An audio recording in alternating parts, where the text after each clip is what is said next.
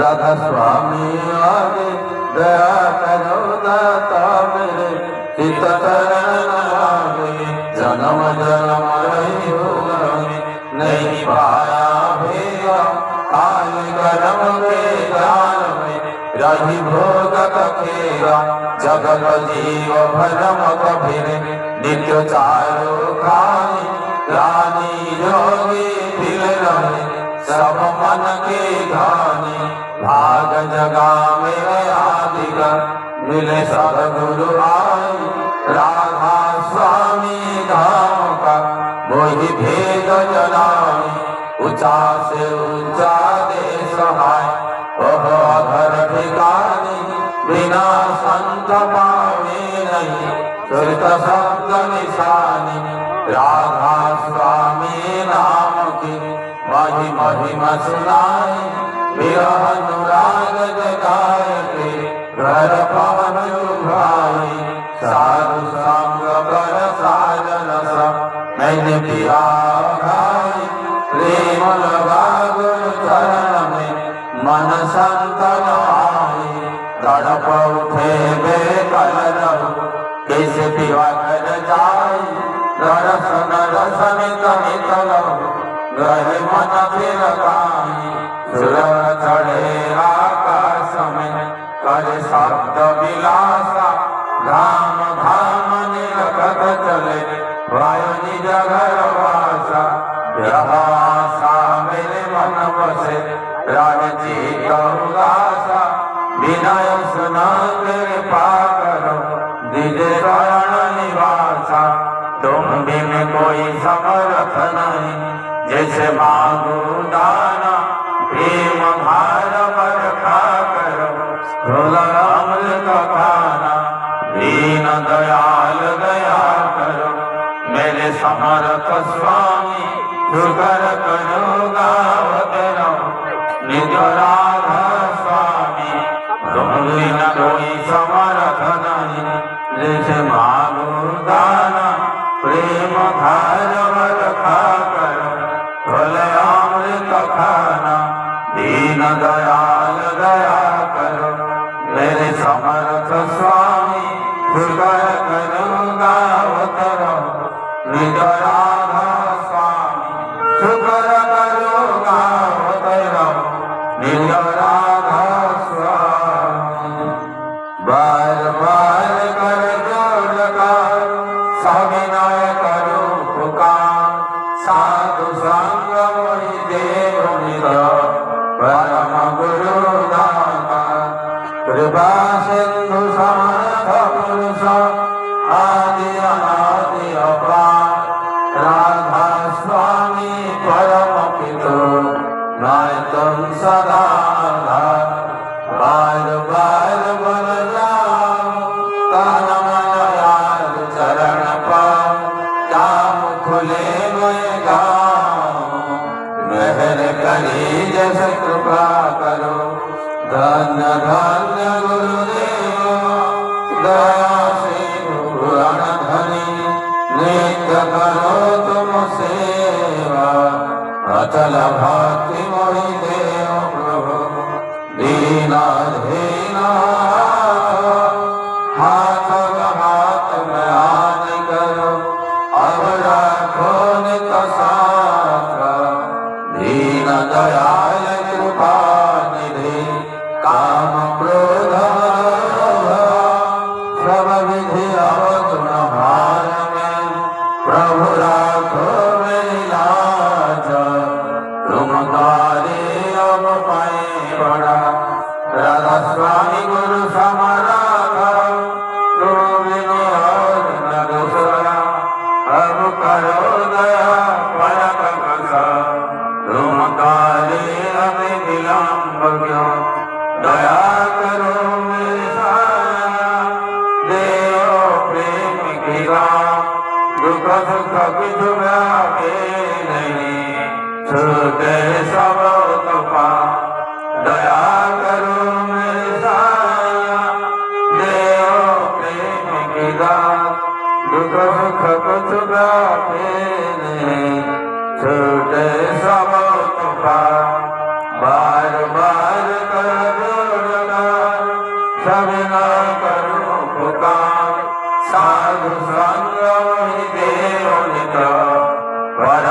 गुरु दरकार साधु संग ही देव निज परम पिता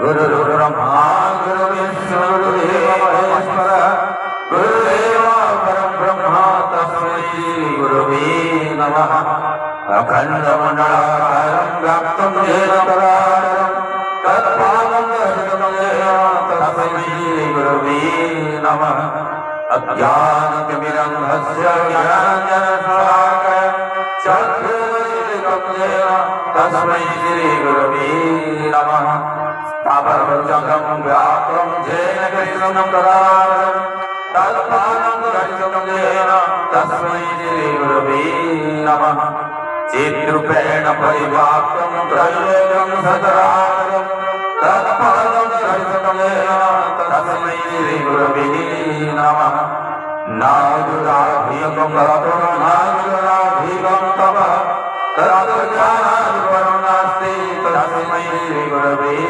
नमः मन्मात्रशिरं नाहो मद्गुरुशिरजगद्गुरुः मदात्मा सर्वभूतात्मा तस्मै श्री गुरुवे नमः गुरुरादिगणाधीश्च गुरुर्दैवतं गुरुपरतमनास्ति तस्मै श्री गुरुवे नमः ब्रह्मानन्दं परमसुखदं केवलं ज्ञानमन्त्रि ब्रह्मादीनं गगनसदृशं तत्त्वमस्यादिलक्ष्यम् एकं नित्यं निरामयं सर्वाधीशायुक्तं भावातीतं त्रिगुणरहितं सद्गुरुं नमामि सद्गुरुं नमामि सद्गुरुं नमामि।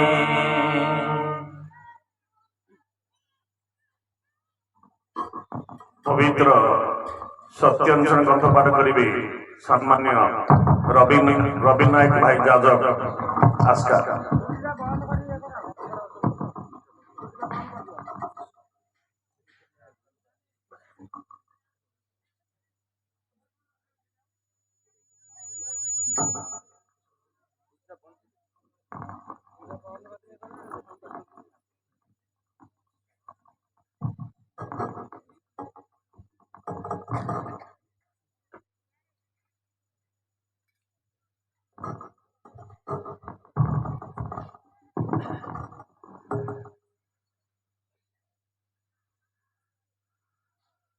परम प्रेम परम दयाल जुगपुरुषोत्तम श्री श्री ठाकुर अनुकूलचंद्रन को श्रीहस्त लिखित पवित्र सत्यांशन पाठ भारत अवनति डी जनरेशन से समय आरंभ होती जो समय भारतवासी पाखे अमृत भगवान असीम उठी ऋषि को बाद ऋषिवाद उपासना आरंभ होती भारत जदि भविष्य कल्याण को आह्वान करने चाहूँ तेज संप्रदाय विरोध भूली जगतर पूर्व पूर्व गुरु मानक प्रति सदा संपन्न हो आ तुम मूर्त और जीवंत गुरु भगवान प्रति आसक्ति अटैचड हो से स्वीकार कर जो मैंने भल पाती कारण पूर्ववर्ती अधिकार कर ही परवर्ती अर्थ मान जस इत्यादि पाइबा आशा मत ठाकुर सजाई भक्त हो ना सावधान हो ठकीज तुम ठाकुर तो जागृत ना यही तुम केन्द्र भी नुहति ठाकुर भी नुहति फांकी देले ता ही पाइब।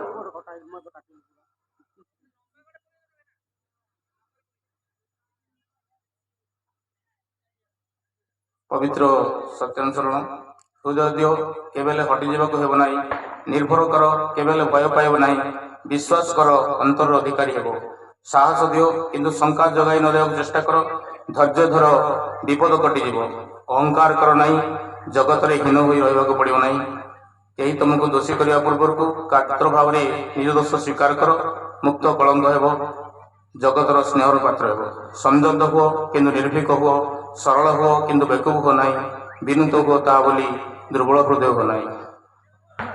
पवित्र नारी ग्रंथ पाठ करी सम्मान्य सुभाष चंद्र सेठी भाई।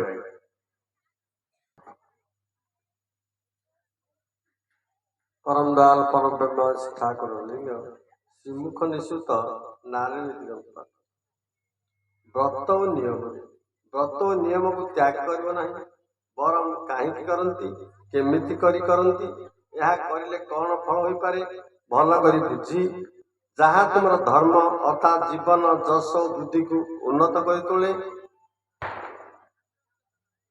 ତାହା ହିଁ କର, ଅନୁଷ୍ଠାନ କର, ଉପଭୋଗ ଅବଶ୍ୟ କରିବ। ବାଣୀ ସଂଖ୍ୟା 45। ପ୍ରଥମ ଭଜନ ପରିବେଷଣ କରିବେ ସମ୍ମାନୀୟ ପରମଚନ୍ଦ୍ର ମହାପାତ୍ର ବନ୍ଦନା। ଏ ଜନମେ ପ୍ରଭୁ କରିଛି ତୁମକୁ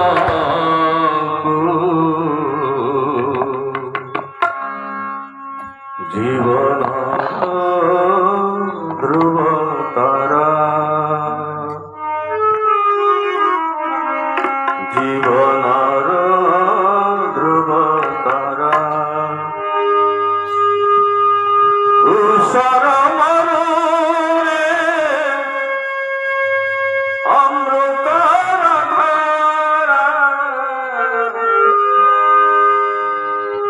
ଉଷର ମରୁରେ ଅମୃତର ଧାରା, ହେ ବିରାହୀ ପଥହରା,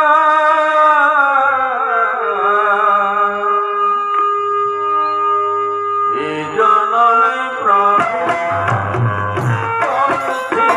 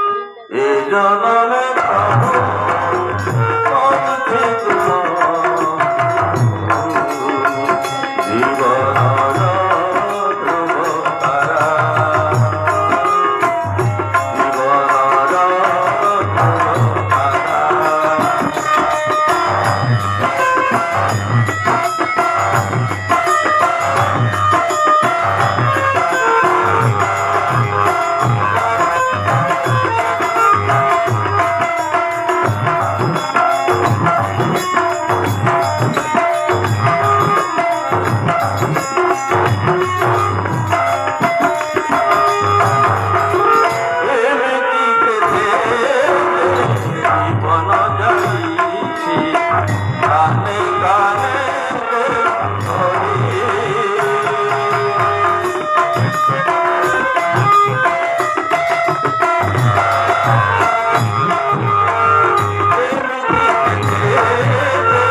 জীবন যাইছি গানে গানে হরি বুঝিত পারিনি তুমকু ভাষ পাশরি পেতে গাহি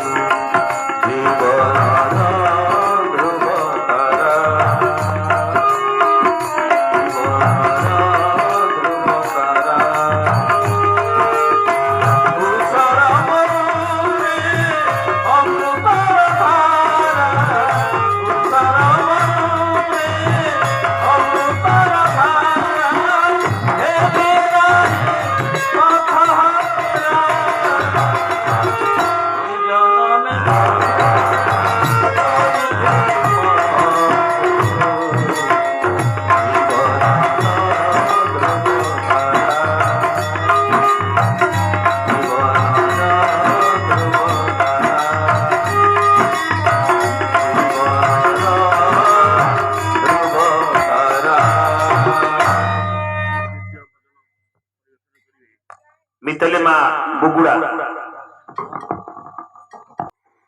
তোরা জয় দে জয় দে জয় দে রে পরম পিতার নামে জয় দে রে তোরা জয় দে জয় দে জয় দে রে পরম পিতার নামে জয় দে রে ধ্বনি দে তোরা জয় ধ্বনি দে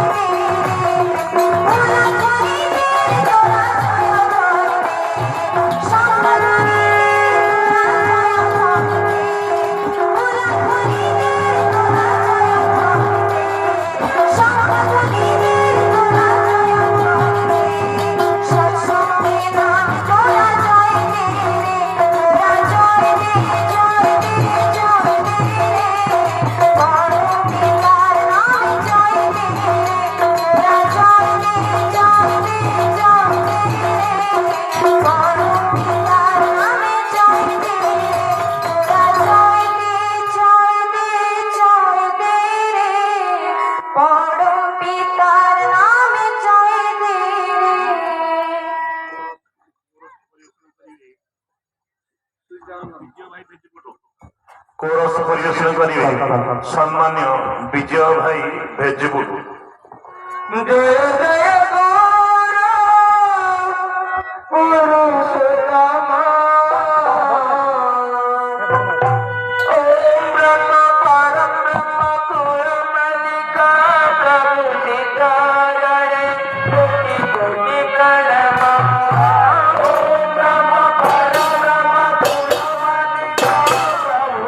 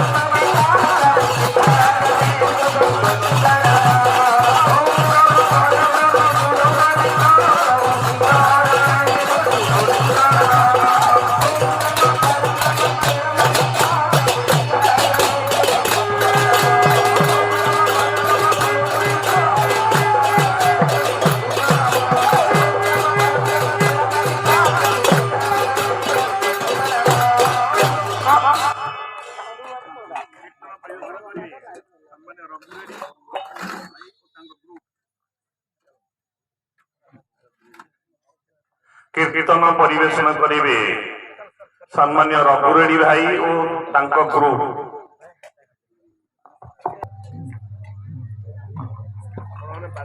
ଜଗନ୍ନାଥ ଶ୍ରୀ ଜଗନ୍ନାଥ ମଦଗୁରୁ ଶ୍ରୀ ଜଗଦ୍ଗୁରୁ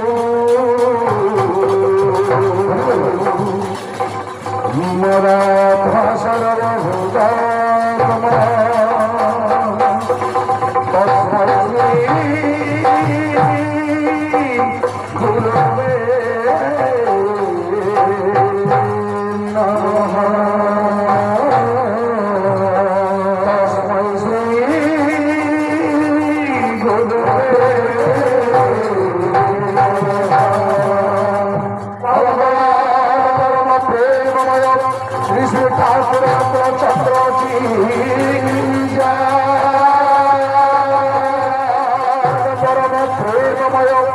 श्री ठाकुर चंद्र जी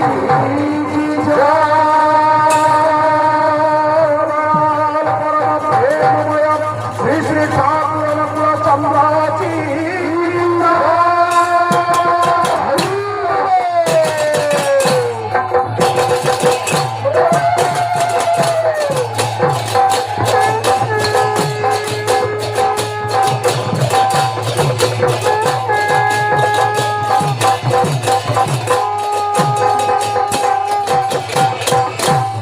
मरण पवन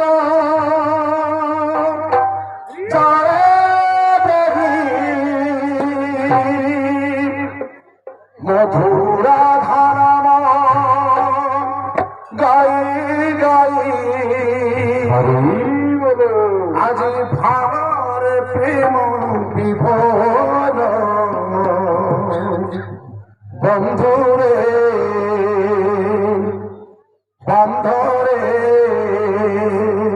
पीरती डोर बंधुरे अंधरे पीरती डोर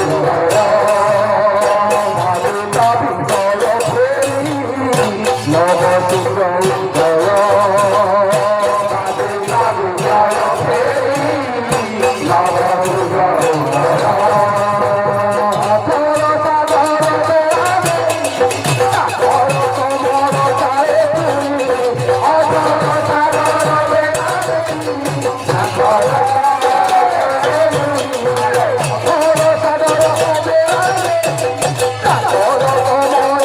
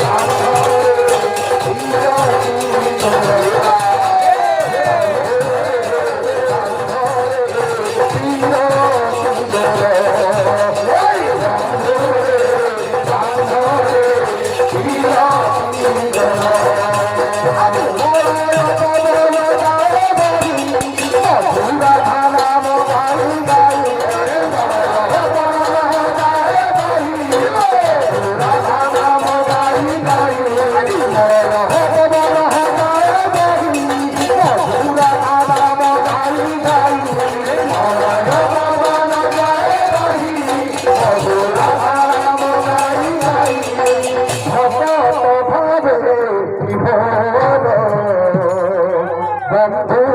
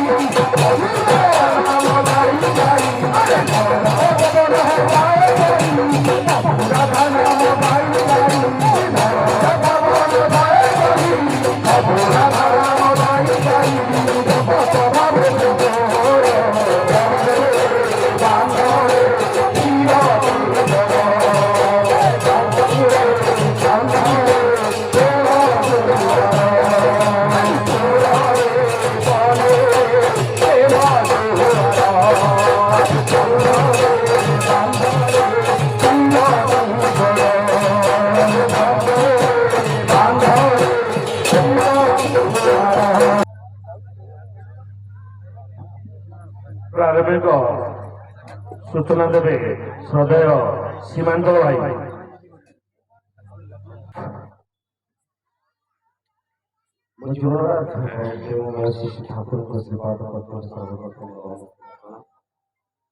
परमाराध्य जगज्जननी श्री श्री बड़माता श्री पादपद्मरे प्रणाम। युगाचार्य परम पूज्य पाद श्री श्री वरदान श्री पादपद्मरे प्रणाम। आज सत्संगर आचार्य देव परम पूज्य पाद श्री श्री दादा चरण तथा वृंदांग पाद पंकज प्रणाम निवेदन करी गुरु परिवार सभी पाद पंकज मोर भाव पुनर्बार प्रणाम निवेदन कर। आज उत्सव मुखर सत्संग उपस्थित श्री श्री ठाकुर कर्मी वृंद से परिचालक महोदय गौड़गा जय निवेदन करुलेसरा आगत आमर बारिदा को मोर प्रणाम जय निवेदन करुच्ची।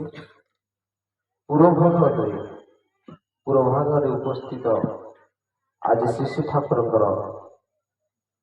कथा को समस्त मन प्राण में आंदोलित करला पर आलोचना करने को जड़े व्यक्ति विशेष को आम आमंत्रित करूँ। दादा को मोर विनय विश्वास मोर प्रणाम निवेदन करुच्ची तथा आम ब्लॉकर दुई जन कर्मी अच्छा समस्त आम जानी तथापि पात्रदा मोर सम्मान सहित प्रणाम निवेदन करुच्ची। रवि भाई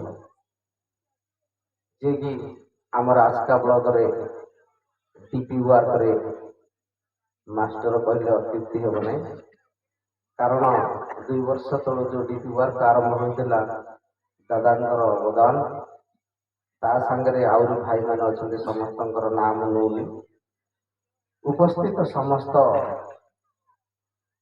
भाई माने एवं मातृवृंद समस्त मोर यथायोग्य प्रणाम निवेदन कर छोट पिला स्नेह एवं उपस्थित अनुपस्थित समस्त कल्याण पाई श्री श्री ठाकुर पाद पंकज पुनर्बार प्रणाम निवेदन कर। मते मात्र 2 मिनिट समय अच्छी जहाँ पूर्व अनेक अनेक उत्सव हो सारा आम ब्लॉक 19 तारीख रविवार आमर निकटतम ब्लॉक बालीपदर से 19 तारीख रविवार हो जाए। आमर आज समस्ते जानते प्रतिवर्ष भाया ए वर्ष उत्सव आउ कि समय पर समाहित हो।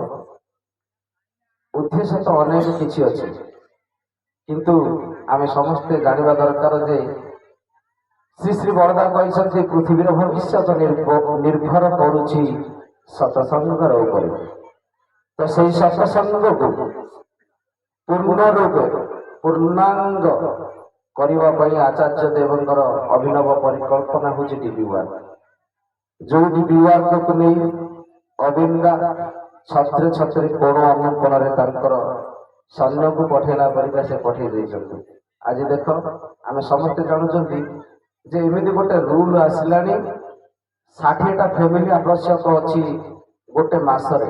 କାହିଁକି 60ଟା ଫ୍ୟାମିଲି ଆବଶ୍ୟକତା ଅଛି? ଯୋଉମାନେ ଆ ଭିତରେ ଟିକେ ସଂଶ୍ଳିଷ୍ଟ ଅଛନ୍ତି, ଏଣ୍ଡ୍ରଏଡ୍ ଫୋନ ବ୍ୟବହାର କରୁଛନ୍ତି, ଇଷ୍ଟପ୍ରେମୀ ସେମାନେ ଜାଣିପାରନ୍ତି। ଆଚାର୍ଯ୍ୟ ଦେବ କହୁଛନ୍ତି ସକାଳେ ଗୋଟେ ପରିବାରରେ ତୁମେ ପ୍ରାର୍ଥନା କରିବ, ସନ୍ଧ୍ୟାରେ ଆଉ ଗୋଟେ ପରିବାରରେ ତୁମେ ପ୍ରାର୍ଥନା କରିବ। ତ ମାସକୁ 30 ଦିନରେ 60ଟା ପରିବାର ତୁମକୁ ଯୋଗାଡ଼ କରିବାକୁ ପଡ଼ିବ। ତାର ପ୍ରୟାସ ଆଚାର୍ଯ୍ୟ ଦେବଙ୍କ ଆଶାକୁ ପରିପୂର୍ଣ୍ଣ କରିବା ପାଇଁ ଆମର ଉତ୍ତର ପିଢ଼ି ଉତ୍ତର ପୂର୍ବପୁରୁଷ ମାନେ ଯୋଉ ଆସୁଛନ୍ତି ଆମର ପରେ, ଯେ ସେମାନଙ୍କ ପାଇଁ ବି କିଛି କରିବାକୁ ହେବ। ନହେଲେ ଶ୍ରୀ ଠାକୁର କହିଛନ୍ତି ଯେ ତୋର ଘରେ ତୁ ପରେ ଯଦି ମୁଁ ପୂଜା ନ ପାଇଲେ ଧୂପ ଦୀପ ଦୁଇବେଳା ପ୍ରାର୍ଥନା ଶଙ୍ଖ ଆଳତି ନହେଲା ତୁ ମତେ ଠକି ଦେଇ ଚାଲିବୁ। ତ ତାକୁ ଆମେ ସାର୍ଥକ କରିବା ପାଇଁ ଏଇ ଛୋଟିଆ ପ୍ରୟାସ, ଯୋଉଟା କି ଏଇ ତଳ ଦିନେ ଆଚାର୍ଯ୍ୟ ଦେବଙ୍କର କନିଷ୍ଠ ମାନେ ଭାଇ ବିକିଦାଙ୍କ ହସ୍ତଗତ ହେଇଥିଲା। ବିକିଦା ସିଧାସଳଖ ପଠେଇଥିଲେ ତୁମେ ଆଶ୍ରମ ଯାଇ ଗୌରଦାଙ୍କୁ ମୁଁ ପଠେଇଛି କହିବ। ଗୌରଦାଙ୍କ ପାଖରେ ମଧ୍ୟ ସେଇ ଆର ଡକ୍ୟୁମେଣ୍ଟ ଏଇ ଜମିର ଦିଆହେଇଛି। ତାପରେ ଆଚାର୍ଯ୍ୟ ଦେବଙ୍କର ହସ୍ତଗତ ହେଇଛି।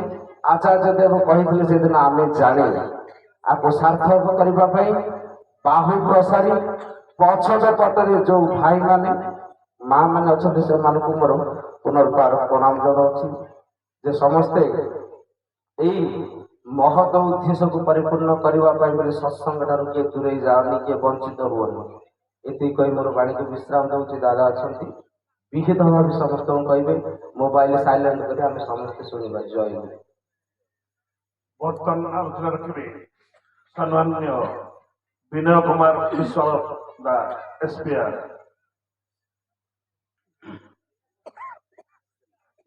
परम प्रेममय श्री श्री ठाकुर श्री चरण तले कोटि कोटि भूमिष्ठ प्रणाम। परमाराध्या जगत जननी श्री श्री बड़मा श्री चरण तले कोटि कोटि भूमिष्ठ प्रणाम। परम पूज्यपाद योगाचार्य देव श्री श्री बड़दा श्री चरण तले कोटि कोटि भूमिष्ठ प्रणाम। परम पूज्यपाद श्री श्री आचार्य देव श्री चरण रे कोटि कोटि भूमिष्ठ प्रणाम। पूज्य अविंद चरण रे कोटि कोटि भूमिष्ठ प्रणाम। आज उत्सव मुखर परिवेश এই বড়খলি অঞ্চলের সমস্ত ভাই মা মানଙ୍କର মিলিত প্রচেষ্টারে এই আনন্দমুখর পরিবেশরে পরম প্রেমময় শ্রী শ্রী ঠাকুরঙ্কর 137তম জন্ম মহামহোৎসব তথা এই অঞ্চলের সৎসঙ্গর 36তম বার্ষিক উৎসব আমি সমস্তে এক স্বরে পালন করুছে। এখানে উপস্থিত পরিচালনা করুথিবা গৌড় দাদাଙ୍କୁ ମୋର জয়গুর, নিরঞ্জন দাদাଙ୍କୁ ମୋର জয়গুর, সমস্ত অধৈর্য যাজক কর্মী মণ্ডলীଙ୍କୁ ମୋର জয়গুর, উপস্থিত সমস্ত গুরু ভ্রাতা সাধু সজ্জন মণ্ডলী মা মানে স্নেহর পিলাମାନେ ସମସ୍ତଙ୍କୁ ମୋର ଅନ୍ତରର ଜୟଗୁର। ଆଜିର এই ପବିତ୍ର ଉତ୍ସବ ଆସରରେ ଆପଣମାନେ କେତେ ଆଶା ଭରସା ନେଇକି ଏଠିକି ଆସିଛନ୍ତି ସେ ପୁରୁଷୋତ୍ତମଙ୍କର ଗୁଣଗାନ ଶୁଣି ନିଜକୁ ଧନ୍ୟ କରିବେ।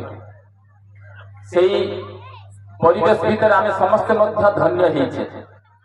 আজ রেডি ভাই যে কীর্তন করুলে এ কীর্তনরু আমার সমস্ত মশগুল হয়ে যাইলে। আজ যেতবে মু প্রথম এটি পৌঁছিলি এ জায়গাকে দেখি মোর মনটা ভরিগলা। মু সত্যি যেমনি প্রভু চাহিছেন এই জায়গাকে।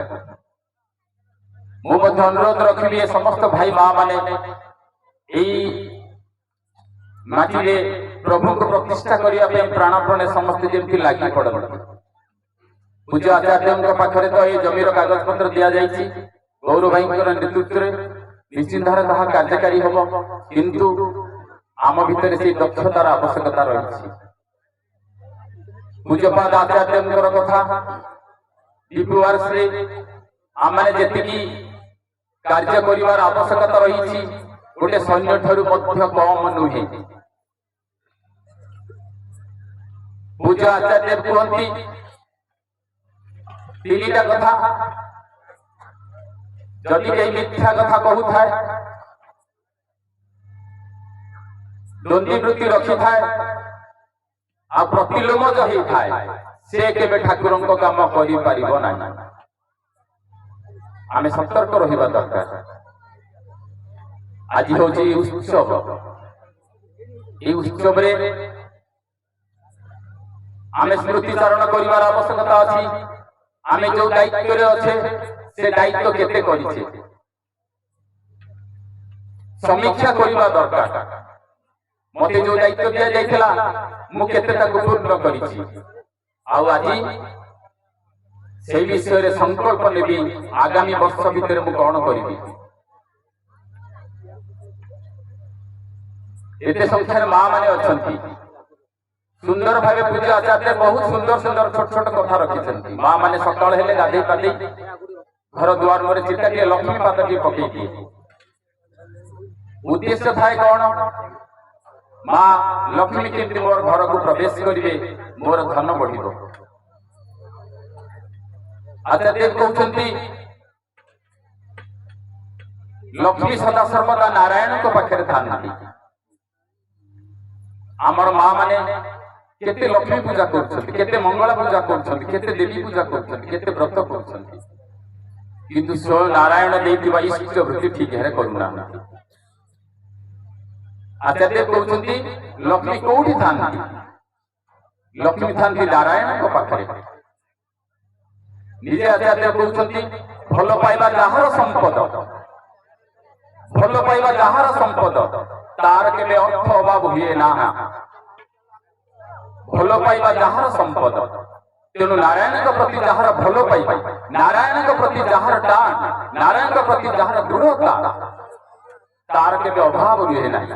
ଆଉ ନାରାୟଣ ଯୋଉଠି ଥାନ୍ତି ବା ନାରାୟଣକୁ ଯିଏ ଯେତେ ଭଲ ପାଏ ମା ଲକ୍ଷ୍ମୀ ତାଙ୍କୁ ଅନୁସରଣ କରନ୍ତି। ତେଣୁ ନାରାୟଣକୁ ବାଦ ଦେଇ ଯିଏ ଲକ୍ଷ୍ମୀଙ୍କର ଉପାସନା କରେ, ଲକ୍ଷ୍ମୀ ସେଠି ଚଞ୍ଚଳା ଏବଂ ନିଶିତା, ସେଠି ଲକ୍ଷ୍ମୀ ମା ରହିବେ ନାହିଁ। ତେଣୁ ସ୍ୱୟଂ ନାରାୟଣ ଏଠି ବିରାଜମାନ। ତେଣୁ ତାଙ୍କ ନିର୍ଦ୍ଦେଶିତ ପଥକୁ ଯୋଉମାନେ ମାନି ଚାଲନ୍ତି ସେମାନଙ୍କ ପାଖରେ ସ୍ୱୟଂ ମା ଲକ୍ଷ୍ମୀ ମଧ୍ୟ ଥାନ୍ତି। ତେଣୁ ଠାକୁର କହୁଛନ୍ତି ଇଷ୍ଟଙ୍କ ପ୍ରତି ଯିଏ ଯେତେ ଆପ୍ରାଣ ହେଇ ଉଠିବ, ଇଷ୍ଟଙ୍କ ପ୍ରତି ଯିଏ ଯେତେ ଆପ୍ରାଣ ହେଇ ଉଠିବ, ଐଶ୍ୱର୍ଯ୍ୟ ଯଶ ବିଜୟ ଶ୍ରୀ ତାକୁ ସେତେ ମଣ୍ଡିତ କରିବ। ତେଣୁ ଏ ଆପ୍ରାଣ ହଉଛି ଭଲ ପାଇବା, ଏଇ ଆପ୍ରାଣ ହଉଛି ତାର ଭଲ ପାଇବା। এই ଭଲ ପାଇବାକୁ ନେଇକି ତାଙ୍କୁ ଧରି ଚାଲିବା ପାଇଁ ପଡିବ। ତେଣୁ ପ୍ରତିଟି କ୍ଷେତ୍ରରେ ଆପଣମାନେ ଯଦି ଆଚାର୍ଯ୍ୟଙ୍କର କଥାକୁ ନ ମାନନ୍ତି ତାହେଲେ ହବ ନାହିଁ। ଆମେ ସିଏ ହେଲେ ବିଶ୍ୱ ପିତା, ସିଏ ପରମ ପିତା। ଆଚାର୍ଯ୍ୟ କହୁଛନ୍ତି ଯେତେବେଳେ ଛୋଟ ଶିଶୁଟିଏ କାନ୍ଦେ ତାର ମା ତାକୁ ବୁଝିପାରେ ସେ କାହିଁକି କାନ୍ଦୁଛି, କାରଣ ମା ତାକୁ ଭଲ ପାଏ, ବହୁ ଭାବରେ ତାର ଭଲ ପାଇବା ଅଛି।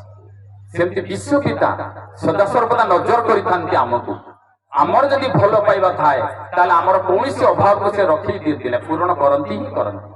ସେ ବିଶ୍ୱାସଟା ଆମ ଭିତରେ ଥିବା ଦରକାର।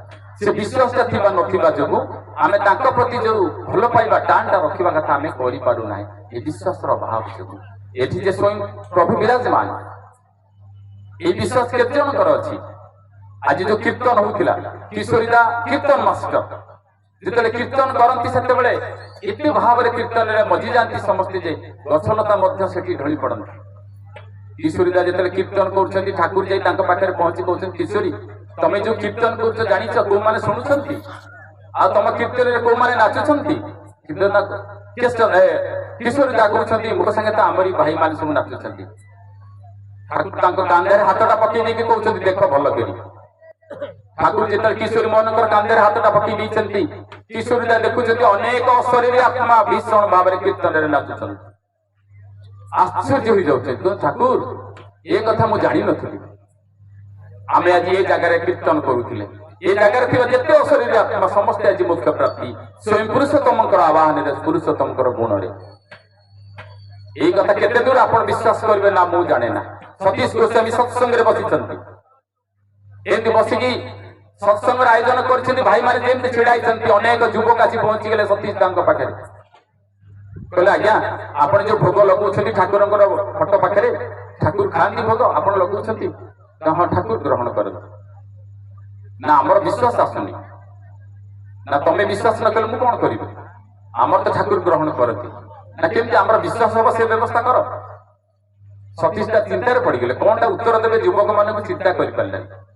ହଠାତ୍ କିନା ତାଙ୍କ ପାଟିରୁ ବାହାରିଲା, ତୁମେ ଯଦି ଅପେକ୍ଷା କରିବ ତାହେଲେ ମୁଁ ତୁମକୁ ଦେଖେଇଦେବି ଠାକୁର କେମିତି ଭୋଗ ଗ୍ରହଣ କରୁଛନ୍ତି।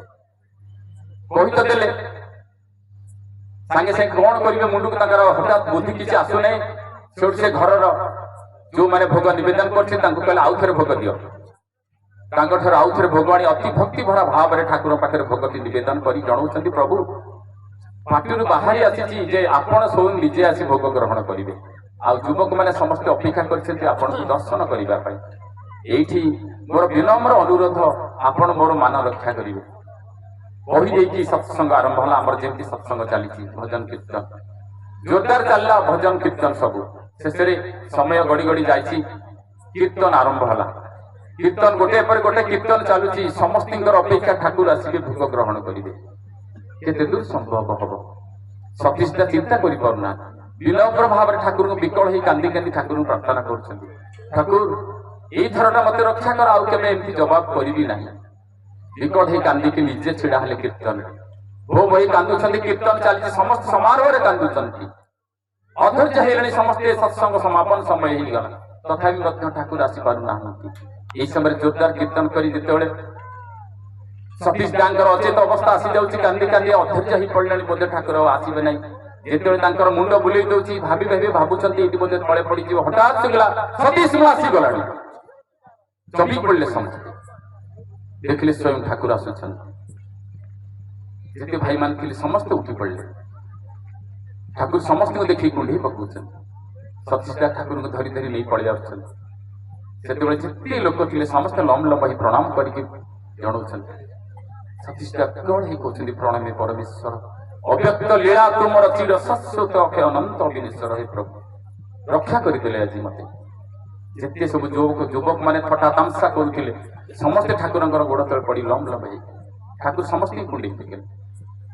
ଏଇ ସମୟରେ ଠାକୁର କହୁଛନ୍ତି, ମତେ ଭୀଷଣ ଭୋଗ, ମୁଁ ବହୁତ ଦୂରରୁ ଆସିଛି, ମତେ ଖାଇବା ପାଇଁ ଦିଅ। ସତୀଶଟା ଅତି ଯତ୍ନରେ ଠାକୁରଙ୍କୁ ଭୋଗ ଦଉଛନ୍ତି। ସମସ୍ତେ ଦେଖୁଛନ୍ତି, କି ଆନନ୍ଦମୟ ପରିବେଶ।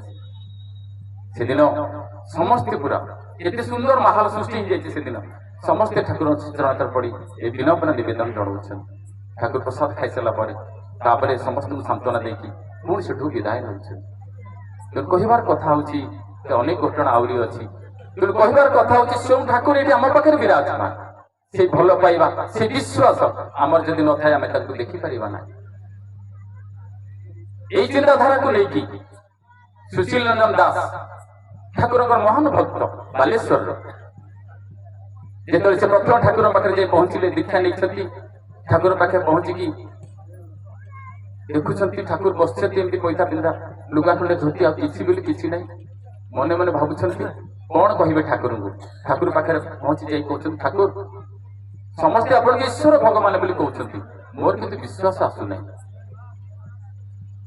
ଠାକୁର କହିଲେ, ତମେ କେମିତି ବିଶ୍ୱାସ କରିବ? ମୁଁ ତ ତମକୁ ଜାଣିନାହିଁ, ତୁମେ ତ ମତେ ଜାଣିନାହିଁ, କେମିତି ବିଶ୍ୱାସ ଆସିବ? ନା ଠାକୁର ରୀତିକ ଦୀକ୍ଷା ଦେଲା ବେଳେ କହିଲେ ଯେ ଆଜ୍ଞା ଚକ୍ରରେ ଧ୍ୟାନ କରିବା ପାଇଁ, ଆଉ ମୁଁ ସବୁବେଳେ ଭଗବାନ କୃଷ୍ଣଙ୍କର ଧ୍ୟାନ କରେ, ଆପଣଙ୍କର କାହିଁକି ଧ୍ୟାନ କରିବେ? ମୋର ମନ କହୁଛି ସେଇ କୃଷ୍ଣଙ୍କର ଧ୍ୟାନ କରିବେ। ଠାକୁର କହିଲେ, ଠିକ ଅଛି, ଭଲ କରି ନାମ ଧ୍ୟାନ କରିବ ଆଉ ସେଇ କୃଷ୍ଣଙ୍କର ଧ୍ୟାନ କରିବ, କିନ୍ତୁ ଗୋଟେ କଥା ମନେ ରଖିବ, ଯଦି କୃଷ୍ଣଙ୍କର ଧ୍ୟାନ କରିବା ସମୟରେ ଆଉ କାହାର ଫଟଚିତ୍ର ଆସିଯାଏ, ଅବିଶ୍ୱାସ କରି ତଡ଼ିଦବ ନାହିଁ। ଠାକୁର ତାଙ୍କୁ କହୁଛନ୍ତି ଧ୍ୟାନ କରିବା ସମୟରେ ଯଦି ସେଇ ଶ୍ରୀକୃଷ୍ଣଙ୍କର ଧ୍ୟାନ କରିବା ସମୟରେ ଆଉ କାହାର ବିଗ୍ରହ ଆସିଯାଏ, ତାହେଲେ ତାଙ୍କୁ କେବେ ଅବିଶ୍ୱାସ କରି ତଡ଼ିଦବ ନାହିଁ। ଯେତେବେଳେ ସୁଶୀଲଦା ଧ୍ୟାନରେ ବସୁଛନ୍ତି, ଦେଖୁଛନ୍ତି ସେଇ ଠାକୁରଙ୍କର ବିଗ୍ରହ ଆସିଯାଉଛି, ଆଶ୍ଚର୍ଯ୍ୟ ହଉଛନ୍ତି। এই কথা মাতা মনমোহন দেবী অনেক বিশিষ্ট গুরু ভাই মানুষ সব পচারছেন, তুমি কাহার ধ্যান করে রে? না আমি শ্রী শ্রী ঠাকুরঙ্কর ধ্যান কর। আপনার পুଅ? না মো পুଅর কাহিଁକି ଧ୍ୟାନ କର? ତମେ ତ ଈଶ୍ୱର ଭଗବାନ ଶ୍ରୀକୃଷ୍ଣ ଅଛନ୍ତି, ରାମଚନ୍ଦ୍ର ଅଛନ୍ତି, କେତେ କାହାର ଧ୍ୟାନ କରିପାରିବ? ନା ଆଜ୍ଞା, ଆମେ ଧ୍ୟାନରେ ବସିଲେ ତାଙ୍କରି ଫଟୋ ଆମ ପାଖକୁ ପଳେଇ ଆସେ, ଆମେ ତାଙ୍କୁ ହିଁ ଧ୍ୟାନ କରୁ, ଆନନ୍ଦ ପାଉ ସେଥିରେ। ନା ଏମିତି କଥା। ଏକ ଦିନ ମା ମନମୋହନ ଦେବୀ ରୋଷେଇ କରିକି ପ୍ରସାଦ ବାଢୁଛନ୍ତି, ଏଇ ସମସ୍ତଙ୍କୁ ଡାକିଛନ୍ତି, ଠାକୁର ମଧ୍ୟ ବସିଛନ୍ତି। ଯେତେବେଳେ ଭୋଗଟି ନିବେଦନ କରିକି ସମସ୍ତଙ୍କୁ ଦଉଛନ୍ତି। ସେତେବେଳେ ଠାକୁର କହୁଛନ୍ତି ମା ମୋର ପ୍ରସାଦକୁ ତୁମେ ତୁମର ଇଷ୍ଟ ଦେବକୁ ସମର୍ପଣ କରିଦିଅ, ତାପରେ ତୁମେ ଖାଇବ, ତାପରେ ତୁମର ଉଚ୍ଚିଷ୍ଟ ମତେ ଦବ, ମୁଁ ଗ୍ରହଣ କରିବି। ମା କହୁଛନ୍ତି ତୁ ତୋର ଇଷ୍ଟଙ୍କୁ ସମର୍ପଣ କର ତୋର ଭୋଗ। ଠାକୁର ଜିଦି ଧରିଲେ, କହିଲେ ନାଇଁ ମା ତୁମେ ହିଁ ସମର୍ପଣ କର। ମା ମନମୋହିନୀ ଦେବୀ ଭୋଗ ପ୍ରସାଦକୁ ତାଙ୍କ ଇଷ୍ଟଙ୍କୁ ଯେତେବେଳେ ସ୍ମରଣ କରି ଧ୍ୟାନରେ ବସି ଯାଆନ୍ତି, ଦେଖୁଛନ୍ତି ତାଙ୍କର ପୁଅ ସବୁ ଭୋଗ ଖାଇଯାଉଛି। କିଛି ସମୟ ଧ୍ୟାନ ଭଙ୍ଗ କରିକିରି ଅନୁକୂଳ ତୋର ପ୍ରସାଦ ତୋର ଅଇଁଠା ମୁଁ ଖାଇବି। ଯେତେ ପାଖରେ ସମସ୍ତେ ଥିଲେ, ପ୍ରଫୁଲ୍ଲ ଦାସ ସୁଶୀଲ ଦାସ ସମସ୍ତେ ଥିଲେ, ନଗେନ ଦାସ ସମସ୍ତେ ହସୁଛନ୍ତି, କହୁଛନ୍ତି ମା ଆମକୁ କହୁଥିଲେ ନା ଆପଣଙ୍କ ପୁଅର ଧ୍ୟାନ କରିବେ ନାହିଁ, ଏପଟେ ତ ବୁଝିଲେ ତ। ସମସ୍ତେ ଆଚମ୍ବିତ ହେଇଯାଇଛି। ମା ମନମୋହିନୀ ମଧ୍ୟ ଠିକ ଭାବରେ ବୁଝିନଥିଲେ। ତେଣୁ ସିଏ ପୁରୁଷୋତ୍ତମ, ପୁରୁଷୋତ୍ତମ କେବେ କାହାକୁ ପାଖରେ ଧରା ଦିଅନ୍ତି। ତେଣୁ ଆମମାନଙ୍କର ଏଇ କଥାଟା ନିଜେ ଆଚାର୍ଯ୍ୟ କହୁଛନ୍ତି। ଆଚାର୍ଯ୍ୟ କହୁଛନ୍ତି ଠାକୁର ପାଖରେ ଗୁରୁ ଭାଇ ମାନେ ସବୁ ନିବେଦନ ରଖୁଛନ୍ତି, ଠାକୁର ଆମେ ଯଦି ସମସ୍ତେ ଯୀଶୁଖ୍ରୀଷ୍ଟ ବନିଯାଉ, ଆମେ ଯଦି ସମସ୍ତେ ଯୀଶୁଖ୍ରୀଷ୍ଟ ବନିଯାଉ, ଆପଣଙ୍କୁ କଣ ପୁଣି ଅବତାର ନେଇକି ଆସିବା ପାଇଁ ପଡିବ? ଠାକୁର କହୁଛନ୍ତି ସବୁ ଜେସସ୍କୁ ବା ସବୁ ଯୀଶୁଖ୍ରୀଷ୍ଟଙ୍କୁ ଠିକ କରିବା ପାଇଁ ଏ ଯୀଶୁଖ୍ରୀଷ୍ଟଙ୍କୁ ଆସିବାକୁ ପଡିବ। ଠାକୁର କହୁଛନ୍ତି ସବୁ ଯୀଶୁଖ୍ରୀଷ୍ଟଙ୍କୁ ଠିକ କରିବା ପାଇଁ ଏ ଯୀଶୁଖ୍ରୀଷ୍ଟଙ୍କୁ ଆସିବାକୁ ପଡିବ।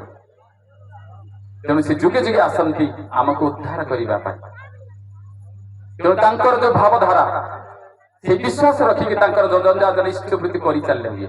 ଠାକୁର ସେଇଥିପାଇଁ କହୁଛନ୍ତି 5ଟି କଥା ଦୀକ୍ଷା ନେଲେ 5ଟି ଜିନିଷ ଠିକ ଭାବରେ ମିଳିଯାଇଥାଏ। ଫାଷ୍ଟ ହଉଛି ଜୀବନ ପଥରେ ଚଳିବାର ନିର୍ଦ୍ଦେଶ ମିଳିଥାଏ ମଣିଷକୁ।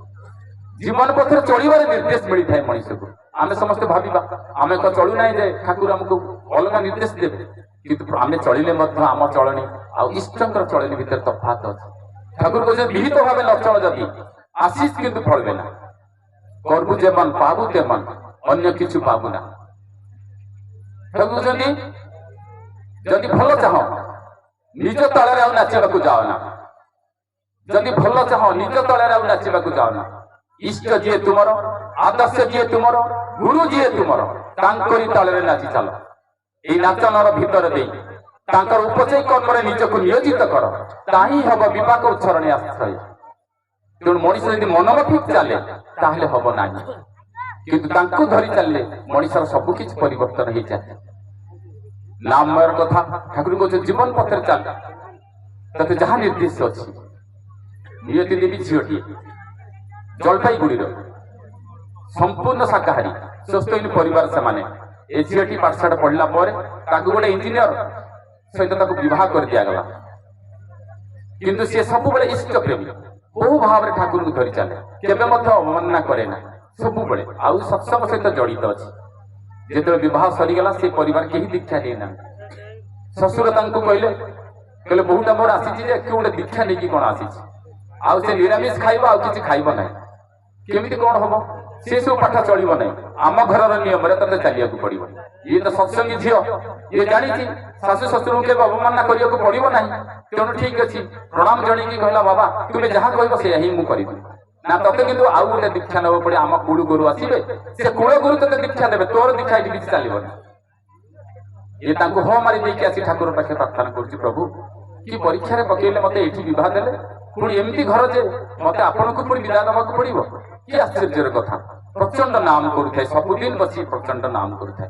ଶ୍ୱଶୁର ତାଙ୍କର କୁଳଗୁରୁଙ୍କୁ ଖବର ଦେଲେ ବୋହୂ ମୋର ଆସିଛି ନୂଆ ହେଇକି, ତାକୁ ଆପଣ ଆସିଲେ ଦୀକ୍ଷା ଦେବେ। କୁଳଗୁରୁ କହିଲେ ଠିକ ଅଛି, ଗୋଟେ ତାରିଖ ଦେଇଦେଲେ, କିନ୍ତୁ ଦେଖାଗଲା ସେଇ ଯୋଉ ନିର୍ଦ୍ଦିଷ୍ଟ ତାରିଖରେ ତାଙ୍କୁ ଭୀଷଣ ଜ୍ୱର ହେଲା, ସେ ଆଉ ଆସିପାରିଲେ ନାହିଁ। ସେ ତାରିଖଟି ଘୁଚିଗଲା। ତାପରେ ତାଙ୍କର ଶ୍ୱଶୁର ପୁଣି ଖବର ଦେଲେ କୁଳଗୁରୁଙ୍କୁ, ଆଜ୍ଞା ଆସନ୍ତୁ ମୋ ବୋହୂ ଟିକେ ଦୀକ୍ଷା ଦେବେ। କୁଳଗୁରୁଙ୍କର ଆସିବାର ସମୟ ନିର୍ଦ୍ଦିଷ୍ଟ ହେଲା ବେଳକୁ ଗୋଟେ ଆକ୍ସିଡେଣ୍ଟ ହେଲା, ତାଙ୍କର ଗୋଡଟି ଭାଙ୍ଗିଗଲା। ଏମିତି ତା ଭିତରେ କିଛି ଦିନ ଚାଲିଗଲା, ଗୋଡଟା ଯାହା ଭଲ ହେଇଗଲା। ଭଲ ହେଲା ପରେ ଗୁରୁ ତାଙ୍କ ତରଫରୁ କହିଲେ, କୁଳଗୁରୁ କହିଲେ ମୁଁ ଅମୁକ ଦିନ ଯାଇ ପହଞ୍ଚିବି, ତମେ ବ୍ୟସ୍ତ ହବ ନାହିଁ। ସେ ଡେଟ୍ ଯୋଉ ଦେଇଥିଲେ ତା ପୂର୍ବ ଦିନ ଆସି କୁଳଗୁରୁ ତାଙ୍କ ଘରେ ପହଞ୍ଚିଗଲେ। ନିୟତି ଝିଅଟି ଯିଏ ଚିନ୍ତାରେ ପଡିଯାଇଛି, ପ୍ରଭୁ ଆସନ୍ତା କାଲି ମତେ କୁଳଗୁରୁ ଦୀକ୍ଷା ଦେବେ, ଯେ ମୁଁ କଣ କରିବି, ମୁଁ ତ ଦୀକ୍ଷା ନେଇଛି ଆପଣଙ୍କର, ତେଣୁ ମୁଁ ତ ସୁସ୍ଥ ହେଇ ନେଇଛି, ମୁଁ ତ ନିରାମିଷ ଖାଏ, ଯେ ତାଙ୍କ କଷି ଯଦି କହିବେ ଆମେ ଆମିଷ ଖାଇବା ପାଇଁ ମୁଁ କେମିତି କଣ କରିବି, ଏ ପରିବାରରେ ଚଳିବି କେମିତି, ବଞ୍ଚିବି କେମିତି? ଅତି ବିକଳ ହେଇ ଠାକୁରଙ୍କ ପାଖରେ ନାମ କରୁଛି ସେ ଝିଅଟି। ୟାରି ଭିତରେ କୁଳଗୁରୁ ଆସି ଘରେ ଶୋଇଛନ୍ତି ରାତିରେ, ଏଭଳି ଭାବରେ ଶୋଇଛନ୍ତି ସିନା ସେ ଠିକ ଭାବରେ ଶୋଇ ପାରୁନାହାନ୍ତି। ତାଙ୍କ ଶରୀର ଗମ ଗମ ଝାଳ ବାହାରୁଛି, ବିକଳ ଭାବରେ ଛଟପଟ ହଉଛନ୍ତି, ନିଦ ଆସୁନାହିଁ, ସବୁବେଳେ ଭାବି ହଉଛନ୍ତି କଣ ଗୋଟେ ଅଘଟଣ ଘଟିବା ପାଇଁ ଯାଉଛି ବୋଧେ, କାହିଁକି ଏମିତି ମତେ ଲାଗୁଛି। ସେ ଛାଟି ପିଟି ହେଇକି ବିରାଟ ଚିତ୍କାର କରି ଉଠି ପଡିଛନ୍ତି। ଘରର ଲୋକମାନେ କବାଟ ଖୋଲି ଦେଖନ୍ତି ତ କୁଳ ଗୁରୁଙ୍କର ସେ ତକିଆ ଛିଡି ଯାଇକି ତାର ତୁଳା ଫୁଳା ଦେହରେ ସବୁ ଲାଗିଯାଇଛି, ଭୂତ ପ୍ରେତ ଭଳିଆ ଦେଖା ଯାଉଛନ୍ତି। ସମସ୍ତେ ତାଙ୍କୁ ଉଠିକି କହିଲେ, ଆଜ୍ଞା କଣ ହେଇଛି ଆପଣଙ୍କର? ନା ଆଜ୍ଞା ମୁଁ ଜମା ଶୋଇପାରୁନାହିଁ, କଣ ଯେ ହେଇଛି ମତେ ଖାଲି ବ୍ୟସ୍ତ ଲାଗୁଛି, ଆଉ ଝାଳୁରୁ ଦେହରୁ ଝାଳ ବାହାରି ଯାଉଛି, ମୋ ଥୟ ହେଇପାରୁନାହିଁ। ସେଠୁ ସମସ୍ତେ କହିଲେ, ଆଜ୍ଞା ଯାହା ତ ହବାର ହେଲାଣି, ରାତି ପାହି ଆସିବ, ଆପଣ ଏଥର ଆଉ ଟିକେ ଶୋଇପଡନ୍ତୁ। କୁଳଗୁରୁ ବସି ମନେ ମନେ ଭାବୁଛନ୍ତି କଣ ଗୋଟେ ଅଘଟଣ ଘଟିବାକୁ ଯାଉଛି, ମୁଁ ତ ବହୁକୁ ଦୀକ୍ଷା ଦେବାକୁ ଆସିଛି, ତାହା ହିଁ କଣ ଅଘଟଣ। ଯେତେବେଳେ ଏଇ କଥା ଭାବିଛନ୍ତି ତାଙ୍କ ଭିତରେ ସାନ୍ତ୍ୱନା ଆସୁଛି ଯେ ସେ କାମରେ ନିବୃତ୍ତ ରୁହ। ତାପରେ ଦିନ ସକାଳ ହେଇଛି, ଝିଅଟି ଅତି ଦୁଃଖ ଭାବରେ ଠାକୁରଙ୍କୁ ବିନତି ପ୍ରାର୍ଥନା କରି ନାମ ଧ୍ୟାନ କରି ଅତି ଭାବରେ ଦୁଃଖରେ ଆସି ପହଞ୍ଚୁଛି ଯେ କୁଳଗୁରୁ କି ଦୀକ୍ଷା ଦେବେ। ଯେତେବେଳେ କୁଳଗୁରୁଙ୍କ ପାଖରେ ପ୍ରଣାମ କରିକି ଝିଅଟି ବସି ଯାଉଛି ନିୟତି, ସେତେବେଳେ କୁଳଗୁରୁ କହୁଛନ୍ତି, ମାରେ ମୁଁ ତତେ ଧନ୍ୟବାଦ ଦଉଛି ଯେ ତୁ ଯୋଉ ଗୁରୁଙ୍କର ଦୀକ୍ଷା ନେଇଛୁ ସେଇ ଗୁରୁଙ୍କର ଦୀକ୍ଷା ତୁ ପରିପାଳନ କରିବୁ, ମୁଁ ତତେ ଦୀକ୍ଷା ଦେବି ନାହିଁ। ପୁରା ସତେ ଯେମିତି ଆକାଶରୁ ଛିଡି ପଡିଲା ଭଳିଆ ନିୟତି ମନେ ମନେ ଭାବୁଛନ୍ତି, କି ପ୍ରଭୁ କି ଦୟା, ଇଏ ଲୋକ କଣ ମତେ ଏତେ ଥର ପରୀକ୍ଷା କଲେଣି, ଆଜି ଆସି ଦୀକ୍ଷା ଦେବା କଥା କଣ ଏମିତି କଥା କହିଲେଣି। ସାଙ୍ଗେ ସାଙ୍ଗେ ଶ୍ୱଶୁର ତାଙ୍କର ବିରକ୍ତି ହେଇ କହୁଛନ୍ତି, ଆଜ୍ଞା ଏତେ ଦିନ ଅପେକ୍ଷା କରି ମୋ ବୋହୂକୁ ଦୀକ୍ଷା ଦେବାକୁ ମୁଁ ଆପଣଙ୍କୁ କହିଲି, ଆପଣ କଣ ଏ କଥା କହିଲେଣି?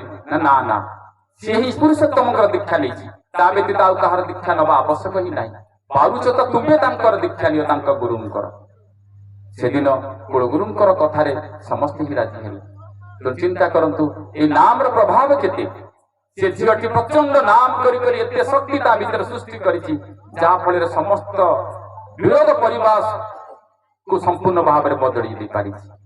ତ ଠାକୁର କହିଛନ୍ତି ନାମାଗ୍ନି, ଏ ନାମାଗ୍ନି ଭିତରେ ମଣିଷ ଭିତରେ ଥିବା ସମସ୍ତ କଳୁଷ କଳିମାକୁ ପୋଡ଼ି ପାଉଁଶ କରି ଦେଇପାରେ। ତୁମେ କିନ୍ତୁ ସେତିକି ଭାବରେ କରିବାର ଅଛି। ପୂଜ୍ୟପାଦ ବଡ଼ଦା କହୁଥିଲେ, ମୁଁ ଦୀକ୍ଷା ନେଇଛି ନାମ କରିବା ପାଇଁ, ତେଣୁ ମଣିଷକୁ ସେଇ ଧାରାକୁ ଆସିବା ପାଇଁ ପଡିବ। ତେଣୁ ମୁଁ ଯୋଉ କହିଲି ଜୀବନ ପଥରେ ଚାଲିବାର ନିର୍ଦ୍ଦେଶ ଠାକୁର ଦେଇଛନ୍ତି। ଯେତେ ଆସୁ ଆପଦ ବିପଦ ଯେପରି ହଉ ପ୍ରାଣ, ଇଷ୍ଟବୃତ୍ତି ଆଣେ ଆଣେ ସବୁରି ପରିତ୍ରାଣ। ତେଣୁ ପ୍ରଥମ କର୍ତ୍ତବ୍ୟ ହେଉଛି ଆମର ଇଷ୍ଟବୃତ୍ତି। ଆଚାର୍ଯ୍ୟଦେବ କହୁଛନ୍ତି ଯେ ମୁଁ କଲିକତାରେ ଥାଏ, ଆଚାର୍ଯ୍ୟଦେବ ନିଜେ କହୁଛନ୍ତି ମୁଁ କଲିକତାରେ ଥାଏ, ମୋର ସାଙ୍ଗ ହଉଛି ଝାଟୁଦା ଦେଓଘରରୁ। ଝାଟୁଦା ଫୋନ କଲେ, ଦାଦା ଆପଣ କୋଉଠି ଅଛନ୍ତି? ମୁଁ ତାଙ୍କୁ ଜଣେଇଲି ମୁଁ କଲିକତାରେ ଅଛି। ନା ମୋର ଗୋଟେ ବନ୍ଧୁ ତାଙ୍କର ପୁଅଟି ଭୀଷଣ ଅସୁସ୍ଥ ହେଇକି ମେଡିକାଲରେ ପଡିଛି, ସେ ଚାହୁଁଛନ୍ତି ଆପଣଙ୍କୁ ସାକ୍ଷାତ କରିବା ପାଇଁ, ସିଏ ମଧ୍ୟ କଲିକତାରେ ଅଛନ୍ତି। ପୂଜ୍ୟପାଦ ଆଚାର୍ଯ୍ୟଦେବ କହିଲେ, ଠିକ ଅଛି, ତାଙ୍କୁ ମୋ ପାଖକୁ ପଠେଇ ଦିଅ। ସାଙ୍ଗେ ସାଙ୍ଗେ ସେ ବନ୍ଧୁ ଆସି ଆଚାର୍ଯ୍ୟଙ୍କୁ ପ୍ରଣାମ କରିକି ଜଣାଉଛନ୍ତି, ଆଜ୍ଞା ମୋର ଗୋଟେ ପୁଅ ମେଡିକାଲରେ ପଡିଛି, କଣ ହେଇଛି ତାର? ନା ତାର ସାଙ୍ଗମାନେ ତାପରେ ରାଗ ରଖି ତାକୁ କୋଲ୍ଡ ଡ୍ରିଙ୍କସ ବା ଥଣ୍ଡା ସହିତ ବିଷ ମିଶେଇ ଦେଇଛନ୍ତି ଏବଂ ତାକୁ ପିଇବାକୁ ଦେଇ ଦେଇଛନ୍ତି କୋଲ୍ଡ ଡ୍ରିଙ୍କସ ହିସାବରେ।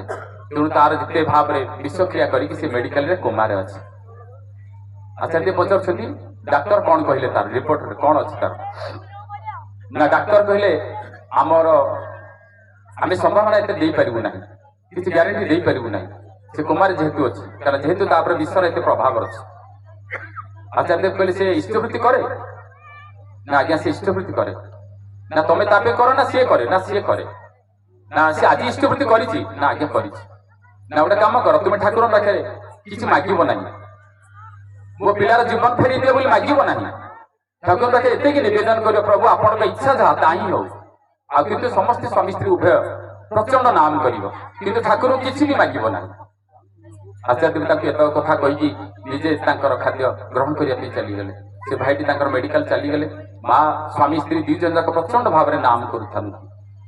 ଦେଖାଗଲା ସନ୍ଧ୍ୟା ସମୟ ବେଳକୁ ପିଲାର ଚେତା ଆସିଗଲା। ଉଠି ପଡି କହୁଛି, ମା ମତେ ଭୀଷଣ ଭୋକ ହଉଛି, ଖାଇବି। ଏମାନେ ସାଙ୍ଗେ ସାଙ୍ଗେ ଆଚାର୍ଯ୍ୟଙ୍କୁ ପୁଣି ଫୋନ କଲେ, କହିଲେ ଆଜ୍ଞା ପିଲା ବର୍ତ୍ତମାନ ଦେହ ସୁସ୍ଥ ଏବଂ ସେ ଖାଇବାକୁ ମାଗିଲାଣି।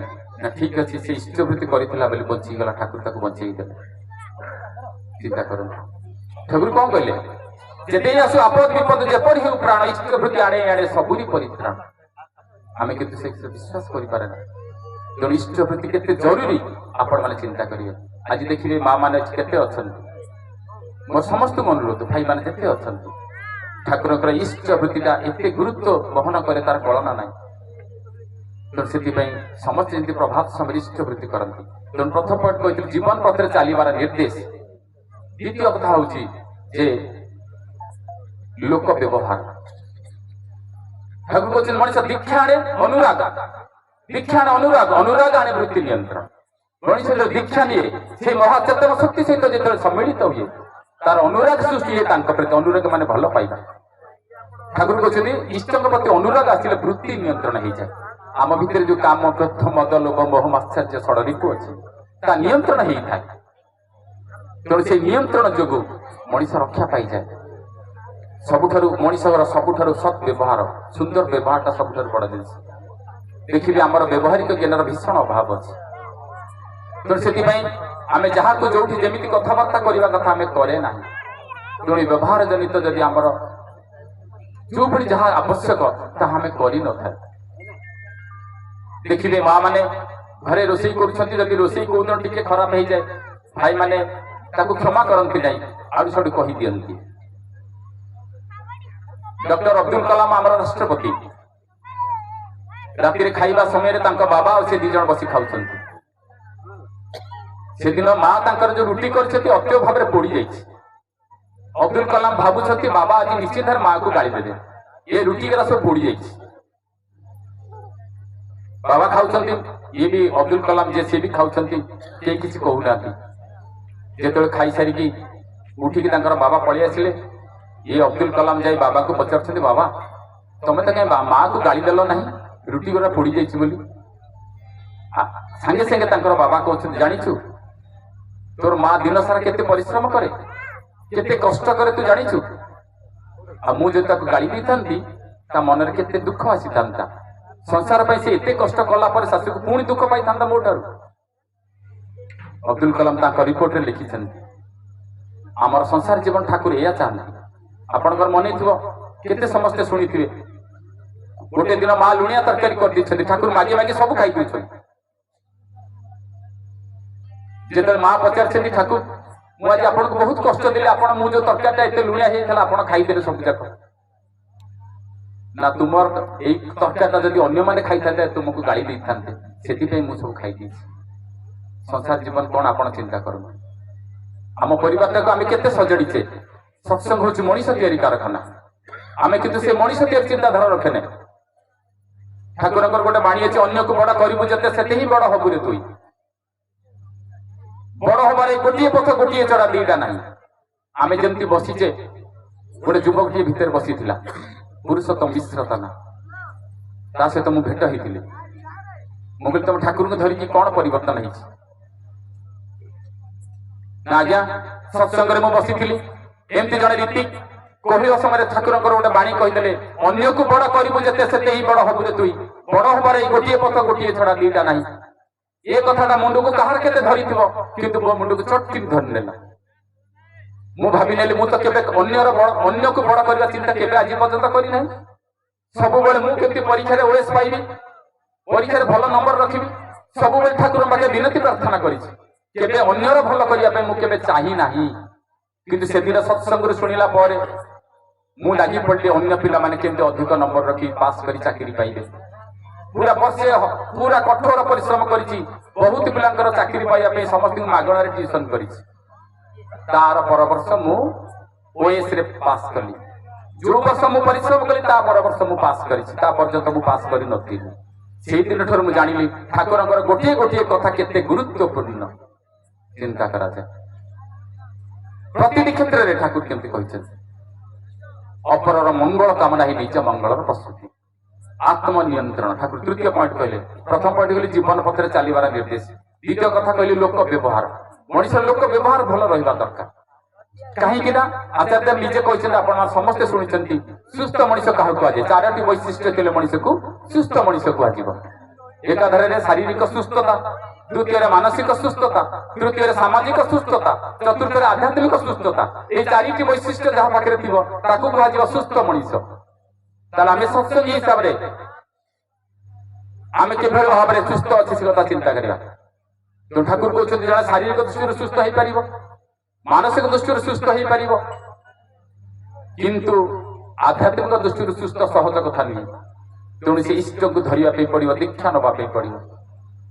ତେଣୁ ଦୀକ୍ଷା ନେଇକି ତାଙ୍କୁ ଯେତେବେଳେ ଧରି ଚାଲେ ତା ଭିତରେ ଆଧ୍ୟାତ୍ମିକ ଚେତନା ଆସିଯାଏ, ଯାହା ଫଳରେ ଏକ ପୂର୍ଣ୍ଣତା ପ୍ରାପ୍ତ ମଣିଷରେ ସେ ପୂରଣିତ ହୁଏ। ତାପରେ ଆତ୍ମନିୟନ୍ତ୍ରଣ। ଆତ୍ମନିୟନ୍ତ୍ରଣ ଅର୍ଥ ନାମଧାନ ପରାୟଣ ହେଇକି ସେଇ ନାମୀ ପୁରୁଷଙ୍କୁ ଐକାନ୍ତିକ ଇଷ୍ଠା ଐକାନ୍ତିକ ନିଷ୍ଠା ରଖି ଚାଲିବା ପାଇଁ ପଡିବ। ଐକାନ୍ତିକ ଇଷ୍ଟ ନିଷ୍ଠା ଥିଲେ ମଣିଷର ସର୍ବାଙ୍ଗୀନ ଉନ୍ନତି ସାଧିତ ହେଇଥାଏ। ତେଣୁ ସେଇଭଳି ଭାବରେ এই ঐকান্তিক ইষ্টা নিষ্ঠা পাই নামধান পরায়ণ হি রহিবা পাই পড়িব। পরবর্তী চতুর্থ ভাগ হচ্ছে সদাচার। আপন মানে দেখিবে করোনা সময়ে আমানকু সব কুহাগলা হাত সাবুনে ধুও বলি। ঠাকুর কোউ কালু কইছেন সদাচার পরিপালন কর। মাটিয়ে ଥଣ୍ଡା ରୋଗ ହେଇଛି ଛୁଆଟିକୁ ତାର ସିଙ୍ଗାଣି ପୋଛି ଦେଇ ଲୁଗାରେ ପୋଛି ଦଉଛି, କାନ୍ଥରେ ପଡି ଦଉଛି। ଠାକୁର କହିଲେ ଇଏ ସଦାଚାର ହେଇପାରିବ ନାହିଁ। ୟା ଦ୍ୱାରା ଥଣ୍ଡା ରୋଗ ଲାଗି ଲାଗି ରହିବ, ବେଶୀ ହବ, ପଛ କମିବ ନାହିଁ। ତେଣୁ ଆଧ୍ୟାତ୍ମିକ ସଦାଚାର, ଶାରୀରିକ ସଦାଚାର, ମାନସିକ ସଦାଚାର ରଖିବା ପାଇଁ ପଡିବ। ଆମ ଆଧ୍ୟାତ୍ମିକ ସଦାଚାର ହେଲା ନାମ ଧ୍ୟାନ ପରାୟଣ ରହିବା। ଶାରୀରିକ ସଦାଚାର ହେଲା ଅସନ ବସନ ବ୍ୟବହାର, ଏଗୁଡାକ ସଂଯମତା ଆଚରଣ କରିବା, ନିଜର କଥାବାର୍ତ୍ତାକୁ ନିୟନ୍ତ୍ରଣ କରିବା। ଆଉ ପଞ୍ଚମ ପଏଣ୍ଟ ହେଲା ସୁସନ୍ତାନ ଲାଭ। ମଣିଷ ଦୀକ୍ଷା ନେଲେ ସର୍ବଶ୍ରେଷ୍ଠ ପ୍ରାପ୍ତି ହଉଛି ତାର ସୁସନ୍ତାନ ଲାଭ। ଠାକୁର କହୁଛନ୍ତି ନାରୀତ୍ୱ ସାର୍ଥକ ହୁଏ ମାତୃତ୍ୱରେ, ମାତୃତ୍ୱ ସାର୍ଥକ ହୁଏ ସତୀତ୍ୱରେ, ସତୀତ୍ୱ ସାର୍ଥକ ହୁଏ ସୁସନ୍ତାନ ଲାଭରେ। ତେଣୁ ସୁସନ୍ତାନ ଆସେ ସତ୍ ପରିବାରରୁ, ସୁସନ୍ତାନ ଆସେ ସତ୍ ପରିବାରରୁ। ଆଉ ସତ୍ ପରିବାର ପାଇଁ ଏକମାତ୍ର ଆବଶ୍ୟକତା ହଉଛି ଇଷ୍ଟ ଆଦର୍ଶ ଗୁରୁ। ତେଣୁ ମଣିଷ ଇଷ୍ଟ ଆଦର୍ଶ ଗୁରୁଙ୍କ ବ୍ୟତୀତ ସତ୍ ପରିବାର ସୃଷ୍ଟି ହେଇପାରିବ ନାହିଁ। ଯାହା ଫଳରେ ଠାକୁର କହୁଛନ୍ତି ତୁମ ପରିବାରରେ ଯେତେବେଳେ ଶଙ୍ଖ ବାଜି ପ୍ରାର୍ଥନା ହଉଛି, ସେଇ ଯୋଉ ସଂସ୍କାର ଟିକକ ତମ ପିଲାମାନଙ୍କ ଭିତରେ ତିଆରି ହେଇଯାଉଛି। ତେଣୁ ଆଜି ଯୋଉ ସୀମାଞ୍ଚଳ ଭାଇ କହୁଥିଲେ ଡିପିଆର୍କ ମାଧ୍ୟମରେ ଆମେ ସମସ୍ତେ ଇଷ୍ଟମୁଖୀ କରାଇବା ସମସ୍ତଙ୍କୁ। ଯଦି ଆମେ ପିଲାମାନଙ୍କୁ ଆମର ସତ୍ସଙ୍ଗରେ ନ ବସେଇବା, ପିଲାମାନଙ୍କୁ ଇଷ୍ଟମୁଖୀ ନ କରିବା, ତାହେଲେ ଆମର ପରବର୍ତ୍ତୀ ସମୟରେ ଠାକୁର ଆମ ଘରେ ରହିବେ କି ନାହିଁ ସନ୍ଦେହ। ତେଣୁ ସେଥିପାଇଁ ଏ ସଂସ୍କାର ଦିଗକୁ ସୃଷ୍ଟି କରିବା ପାଇଁ ଆମେ ମାନେ ଡିପିଆର୍କରେ ଲାଗିବା ସହିତ ଆମ ଘରେ ନିୟମିତ ଭାବେ ପ୍ରାର୍ଥନା କରିବା ଦରକାର। ତେଣୁ ଯାହା ହଉ ଏଇ ସବୁ ନିୟମ ଧାରା ଠାକୁର ଯୋଉ ଦେଇଛନ୍ତି, ତାକୁ ଯଦି ଆମେ ଟିକେ ଭଲ ପାଇବା ହୃଦୟ ନେଇକି ଚାଲେ, এই ଭଲ ପାଇବା ହୃଦୟ ନେଇକି ଯଦି ମଣିଷ କରିଚାଲେ, ତାହେଲେ କେତେ ଯେ ଉନ୍ନତି ହବ ସମ୍ଭବ। ଆମ ଭିତରେ ଯୋଗ୍ୟତା ସୃଷ୍ଟି କରିବା ପାଇଁ ଠାକୁର ସଦା ସର୍ବଦା ଚାହାନ୍ତି। ଠାକୁର ଥରେ ବସିଛନ୍ତି, ଖଗେନ ତପାଦାର ଜଣେ ରାଜମିସ୍ତ୍ରୀ ସେଠି ବସି ଗପୁଛନ୍ତି। ଠାକୁର କହୁଛନ୍ତି ମୁଁ ଚାହେଁ ତୁମମାନଙ୍କର ଯୋଗ୍ୟତା। ଏମିତି କଥା ପଡୁ ପଡୁ ଠାକୁର କହୁଛନ୍ତି ମୁଁ ଚାହେଁ 60 ଫୁଟର ଗୋଟେ କୁମ୍ଭ ତିଆରି କରିବା ପାଇଁ। ଖଗେନ ଦା ତୁମେ ପାରିବ?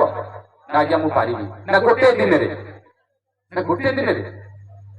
ସେଇ ସମୟରେ ଶ୍ରୀଶ ରାୟ ଚୌଧୁରୀ ରେଲୱେର ଅବସର ଇଞ୍ଜିନିୟର ଆସି ପହଞ୍ଚନ୍ତି। ଠାକୁର କହୁଛନ୍ତି ଶ୍ରୀଶ ଦା ଗୋଟେ କୁମ୍ଭ ତିଆରି ହବ 60 ଫୁଟର ଗୋଟିଏ ଦିନରେ, ହେଇଯିବନି? ଶ୍ରୀଶ ଦା କହିଲେ ଆଜ୍ଞା ମାତ୍ର 10 ଫୁଟ ସ୍ତମ୍ଭ ଖମ୍ବଟା ଉଠି ପାରିବ। ସିମେଣ୍ଟ କଂକ୍ରିଟ ରେ ମାତ୍ର 10 ଫୁଟ ଉଠି ପାରିବ, ଆଉ ଉଠି ପାରିବନି। ଇଞ୍ଜିନିୟର କହୁଛନ୍ତି ମାନେ ଆଉ କେହି କିଛି କହିଲେନି। ସେ ଯେମିତି ଚାଲିଗଲେ, ଠାକୁର କହୁଛନ୍ତି ଖଗେନ ମୋର ଭାରି ଇଚ୍ଛା ହୁଏ ଗୋଟେ ଦିନରେ 60 ଫୁଟ ଖୁମ୍ବ କରିଦେବାକୁ। ଖଗେନ କହୁଛନ୍ତି ଆଜ୍ଞା 60 ଫୁଟ ଖମ୍ବ କଂକ୍ରିଟ ସିମେଣ୍ଟରେ କଲେ 40 ରୁ 50 ହଜାର ଖର୍ଚ୍ଚ ହବ। ଆଉ ଯଦି ତାହା ଭୁଷୁଡି ପଡେ ତାହେଲେ ଲୋକ ମତେ ଆଉ ମାରିଦେବେ, ରଖିବିନି ଆଉ। ନା ମୁଁ ଚାହୁଁଛି 40-50 ହଜାର କଣ ଗୋଟେ ବ୍ରହ୍ମାଣ୍ଡ ତିଆରି କରିବାକୁ ହେଲେ ମୁଁ ତିଆରି କରିଦେବି, କିନ୍ତୁ ମୁଁ ଚାହେଁ ତୁମର ଯୋଗ୍ୟତା। ଖଗେନ ହାତ ଏଠି କହୁଛନ୍ତି ଠାକୁର ଆପଣ ଯଦି କହିବେ ମୁଁ କରିଦେବି।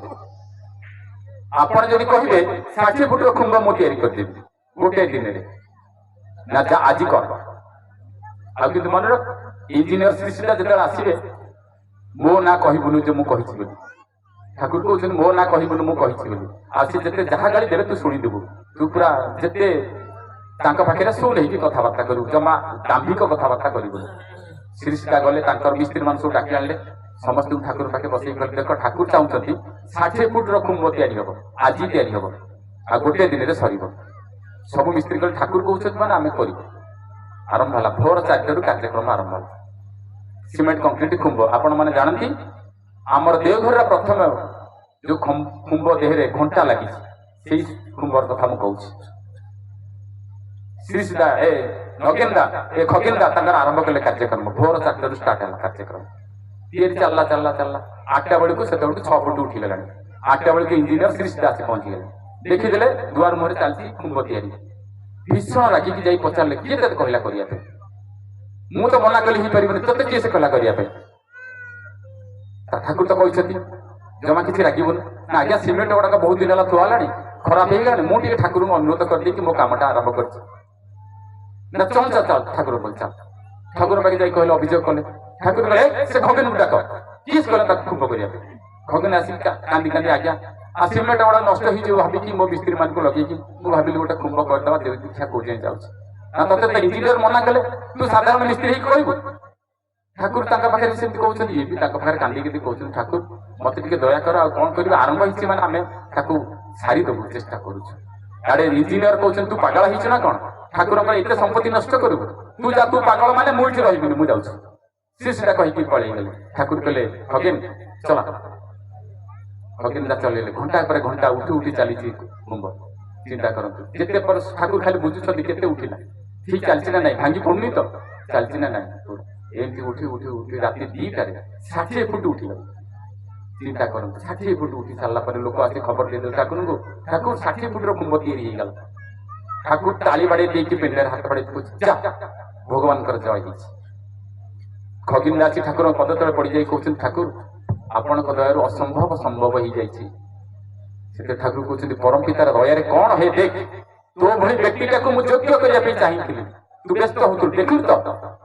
ଶ୍ରୀ ସିଧା ଯେତେବେଳେ ସକାଳେ ଆସି ଦେଖନ୍ତି ପୁରା ମୁଣ୍ଡରେ ହାତ ଦେଇ କହୁଛନ୍ତି ଆମ ଇଞ୍ଜିନିୟର କାମ ସବୁ ଫେଲ। ସେତେବେଳେ ତେଣୁ ପରମ ପିତାର ଦୟାରେ କେତେ ଅସମ୍ଭବ ସମ୍ଭବ ହେଇଯାଏ। ହେଇଗଲା। ତେଣୁ କହିବାର କଥା ହଉଛି, ଆଉ ଗୋଟିଏ ଲାଷ୍ଟ କଥା କହିକି ଆମ ଠାକୁର କିଏ ସବୁ ଖାଲି କହିଦେଇକି ରହୁଛି। ସେବା ଦିଦି ବୋଲି ଗୋଟେ ଝିଅଟିଏ 4 ଥରରେ ମାଟ୍ରିକ ପାସ୍ କରିଛି, 3 ଥରରେ ବିଏ ପାସ୍ କରିଛି। ଠାକୁର କହୁଛନ୍ତି ସେବା ତୁ ଇଂଲିଶରେ MA କରିବୁ। ସେବା କହୁଛି ଆଜ୍ଞା ମୁଁ ଆଉ ପାଠ ପଢି ଏତେ ଥର ଫେଲ ହେଇକି ବିଏ ପାସ୍ କରିଛି, ଆଉ ପୁଣି କହିଲେଣି MA କରିବାକୁ, ମୁଁ କୋଉଠି ପାରିବି? ନା ତତେ ତ ମୁଁ କହିଲି ତୁ MA କରିବୁ। ଏଇ ସମୟରେ ରେବତୀ ମୋର ବିଶ୍ୱାସ ଆସିଲେ, ରେବତା ସାଇନ୍ସର ଗୋଲ୍ଡ ମେଡାଲିଷ୍ଟ, କହିଲେ ରେବତା ଆପଣ ଇଂଲିଶରେ MA କରିବେ? ନା ଆଜ୍ଞା ମୁଁ ସାଇନ୍ସ ଲୋକ, ଆଉ ସେ ଡିପାର୍ଟମେଣ୍ଟରୁ ଆର୍ଟସରୁ ମୁଁ ଆସିପାରିବିନି, ମତେ ଇଂଲିଶ ମୋ ଦ୍ୱାରା ହୁଏନି ଆଜ୍ଞା। ଆପଣ ନିଜେ ପଢିବେ, MA କରିବେ, ଆଉ ସେବାକୁ ପାଠ ପଢେଇବେ, ସିଏ MA କରିବେ, 2 ଜଣ MA ଶୀଘ୍ର କରିକି ମତେ ଜଣେଇବେ। ଯେତେବେଳେ ସେବା ଦିଦି ଉପରେ କଥା ହେଇଗଲା, ସେବା ଯେତେବେଳେ ସବୁ ଝିଅ ପିଲା ଜାଣିଦେଲେ ସେବା MA କରିବ, ଠାକୁର କହିଛନ୍ତି ସବୁ ଝିଅ ତକ ଆଶ୍ରମର ସମସ୍ତେ ସେବାକୁ ଆସି କହିଲେ ଏ ସେବା 8-10 ଥରରେ ତୁ ବିଏ ପାସ୍ କଲୁ, ଆଉ ଠାକୁର କହିଲେ MA ପାସ୍ କଲୁ, ତୁ ଆସି କହିଦଉଛୁ ଖୁସି ହେଇଯାଉଛୁ, ତତେ ଲାଜ ଲାଗୁନି ଟିକେ? ଠାକୁର କହିଲେ ବୋଲି ତୁ ଚାଲିଗଲୁ। ସେଇ କଥା ଦେଇ ଠାକୁରଙ୍କୁ କହିଲା, ଠାକୁର ମତେ ସମସ୍ତେ କହୁଛନ୍ତି ତୁ ଏତେ ଥରରେ ମାଟ୍ରିକ ପାସ୍ କଲୁ, ଏତେ ଥରରେ ବିଏ ପାସ୍ କଲୁ, ପୁଣି ଇଂଲିଶ ପାସ୍ କଲୁ। ନା ଠାକୁରର ଇଚ୍ଛା ହେଲେ ସବୁ ହେଇଯାଏ, ଯା। ରେବତା ଆଉ ସେବା ଦିଦି ବହୁ ଭାବରେ କଠୋର ପରିଶ୍ରମ କରି କିଛି ଦିନ ପରେ ପରୀକ୍ଷାରେ ପାସ୍ କରିଗଲେ। ଅତି ଆନନ୍ଦରେ ଠାକୁରଙ୍କ ପାଖରେ ମିଠା ଆଣି ଥୋଉଛନ୍ତି, ଠାକୁର ଆପଣଙ୍କ ଦୟାରୁ ଆମେ MA ପାସ୍ କରିଗଲୁ। ଠାକୁର କହୁଛନ୍ତି ତୁରନ୍ତ ଯା, ଯୋଉ ଝିଅ ମାନେ ତତେ କହୁଥିଲେ ସେଇମାନଙ୍କ ପାଖରେ ଯେ କହିବେ ମୋ ଠାକୁର ଚାହିଁଲେ, ଭଲକିରି କହିବ ମୋ ଠାକୁର ଚାହିଁଲେ କାଠରେ ତିଆରି ବିରାଡିକି ଜିଅନ୍ତା ମୂଷାକୁ ଗୋଡେଇ ଗୋଡେଇ ଧରି ପାରିବ। ଭଲକିରି ଯା ସମସ୍ତଙ୍କୁ କହିଦେବୁ ମୋ ଠାକୁର ଚାହିଁଲେ କାଠରେ ତିଆରି ବିରାଡି ଜିଅନ୍ତା ମୂଷାକୁ ଗୋଡେଇ ଗୋଡେଇ ଧରି ପାରିବ, ଯାହା କହିଦେବୁ ସମସ୍ତଙ୍କୁ। ଚିନ୍ତା କରନ୍ତୁ ଠାକୁର କିଏ ଆମ ପାଖରେ ବସିଛନ୍ତି, ସେ ପରମ ଦରଦୀ, ତାଙ୍କ ପ୍ରତି ଯେ ଇଷ୍ଟ ଡାଳ ରଖିବ ସେଇମାନେ ହିଁ କେବଳ ଏଇ ସବୁର ଅଧିକାରୀ ହେଇପାରିବେ। ଥାଲକୁଡି ପତ୍ର କଥା ଆପଣମାନେ ଜାଣନ୍ତି, ଠାକୁର କହୁଛନ୍ତି ଯେ ଥାଲକୁଡି ଖାଏ ନା ମତେ ମାନେ ନା। ଥାଲକୁଡିର ଅଶେଷ ଆୟୁର୍ବେଦିକ ଗୁଣ ଅଛି, ମୋର ସମସ୍ତଙ୍କୁ ଅନୁରୋଧ ସମସ୍ତେ ଯେମିତି ଏଇ ଥାଲକୁଡି ପତ୍ର ବାମ୍ବି ପତ୍ର ଠାକୁର କହିଛନ୍ତି ସକାଳ ହେଲା ମାନେ ଦାନ୍ତ ଘଷାରି 3-4ଟି ପତ୍ର ଟିକେ ଗୁଡ଼ ମିଶେଇ ଖାଇଦେବୁ ତ ଶରୀର ସୁସ୍ଥ ରହିବ, ଶରୀରର ସମସ୍ତ ବିଷକ୍ରିୟା ଦୂର ହେଇଯିବ। ଆଜି ଏଇ ଯୋଉ ଶ୍ରୀକାନ୍ତ ଭାଇ, ସୀମାଞ୍ଚଳ ଭାଇ, ଭଗବାନ ଭାଇ ଆଉ ଅନ୍ୟାନ୍ୟ ଭାଇମାନେ କେତେ କଷ୍ଟ କରିକି ଉତ୍ସବ ଟିକେ ଆୟୋଜନ କରିଛନ୍ତି, ଅନ୍ୟ ଭାଇମାନେ ସମସ୍ତେ ମିଳିତ ଭାବରେ, ତାଙ୍କର ମା ମଧ୍ୟ କେତେ କଷ୍ଟ କରିଛନ୍ତି। ଆଜି ସମସ୍ତେ ଏତେ ଯୋଉ କଷ୍ଟ କରିଛନ୍ତି ସେଥିପାଇଁ ଆପଣ ଚିନ୍ତା କରିବେନି, ପରମ ଦରଦୀ ଆପଣଙ୍କ ଉପରେ ବହୁତ ଖୁସି। ଆଜି ଏତେ ଲୋକଙ୍କ ପାଖରେ ଇଷ୍ଟ ପ୍ରତିଷ୍ଠା ହିଁ କରିପାରିଲେ, ଯାହା ହଉ ଏ ଅଞ୍ଚଳର ଗୁରୁ ଭାଇ ମାନଙ୍କୁ ମଧ୍ୟ ମୋର ସମସ୍ତଙ୍କୁ ଧନ୍ୟବାଦ ଆଉ କୃତଜ୍ଞତା। ଏବଂ ସମସ୍ତେ ଏମିତି ଠାକୁର ସହିତ ଲାଗି ରହିଥାନ୍ତୁ। ସମସ୍ତ ଭାଇ ମା ମାନଙ୍କୁ ମୋର ଅନୁରୋଧ, ସମସ୍ତେ ଇଷ୍ଟଙ୍କ ପ୍ରତି ଟାଣ ଭଲ ପାଇବା ରଖିକି ଆଗେଇ ଚାଲନ୍ତୁ, ଦେଖିଲେ ସଂସାର ସୁନ୍ଦର ହେଇ ଚାଲିବ, ସବୁବେଳେ ଆନନ୍ଦରେ ଥିବେ। ବନ୍ଦେ ପୁରୁଷୋତ୍ତମ।